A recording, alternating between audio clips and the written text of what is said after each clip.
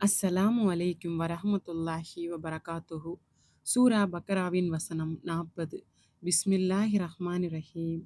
யா பனி இஸ்ராயில இதுகுரு நிஅமதி அல்லதி அன்னம்து அலைக்கும் வ அவுஃபு பி அஹ்தி ஊஃபி பி அஹ்திக்கும் வ ஈயாய ஃபர்ஹபூன். அல்லாஹு இந்த ஆயத்தின் மூலம் மனிதர்களுக்கு ஒரு அடிப்படை நினைவூட்டலை தருகிறான். அவன் நமக்கு அளித்த எண்ணற்ற அருள்கொடைகளை மறந்துவிடாமல் நன்றியுடன் வாழ வேண்டும் என்பதையும், அவன் நமக்கு காட்டிய வழியை உண்மையுடன் பின்பற்ற வேண்டும் என்பதையும் நினைவூட்டுகிறான். மனிதர்களின் பயம், அவர்களின் தீர்ப்புகள், உலக இழப்புகள் ஆகியவற்றுக்காக உண்மையை விட்டுவிடாமல் இறைவன் கூறியிருக்கின்ற பொறுப்பையும் உடன்படிக்கையும் நேர்மையாக காக்க வேண்டும் என்று இந்த வசனம் சுட்டிக்காட்டுகிறது.